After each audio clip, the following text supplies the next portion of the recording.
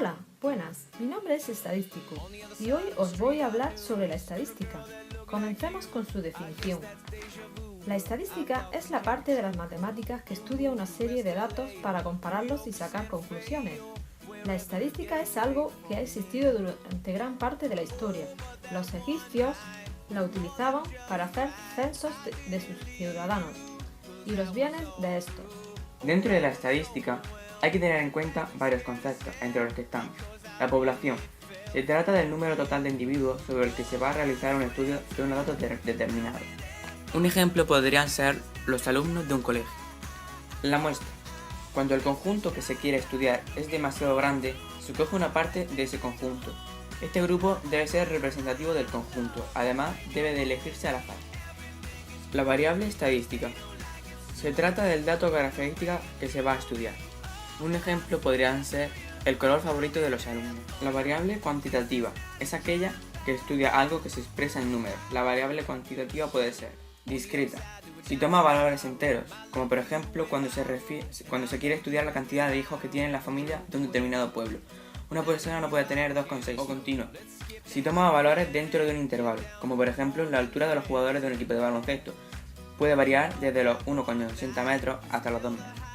Y por último, la variable cualitativa es aquella que estudia algo que no se puede expresar en números, como por ejemplo el color favorito de los niños de una clase. Para ordenarlos es necesario crear una tabla de frecuencias, en la que indiquen la frecuencia de cada valor o cada cualidad de la variable.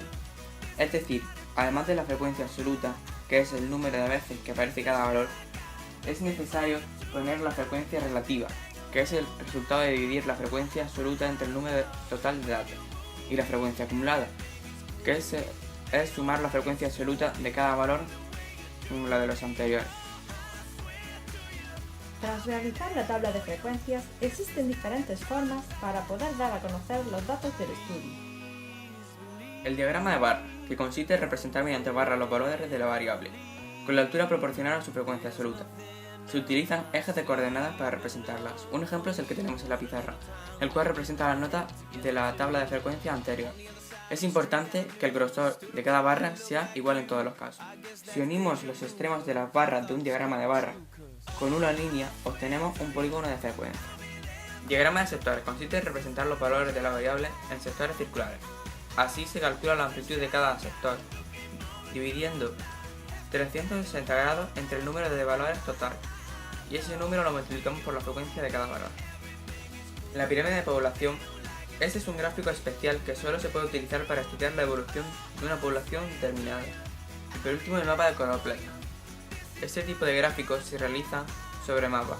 En ellos aparecen reflejados sobre las distintas zonas de este colores de acuerdo con lo que representan. En la estadística también hay que tener en cuenta los parámetros estadísticos. Estos pueden ser de centralización y de dispersión. Los de centralización están constituidos por la medida aritmética, que es la suma de todos los valores dividida entre el número de datos que haya. Un ejemplo sería el siguiente. La mediana, que se trata del valor que ocupa el lugar del centro en los valores ordenados. Un ejemplo sería el siguiente. Y la moda, que se trata del valor que más se repite. En este caso, la moda sería 3. Los de dispersión. Con ellos se puede estudiar la distribución de los valores, indicando si estos están más o menos concentrados o alejados. El rango. Se trata de la diferencia entre el mayor valor y el menor. La varianza. La desviación típica. El coeficiente de variación de Pearson. Las medidas de posición. Percentil n es un número que se aplica para decidir la situación de un valor respecto a un conjunto. Es decir, si el percentil 12 tiene una puntuación de 23, quiere decir que el 12% de los valores tiene una puntuación igual o menor a 23. Es decir, se trata de un porcentaje acumulado. En los cuartiles, divide el conjunto en 4 partes conteniendo el 25% de las observaciones.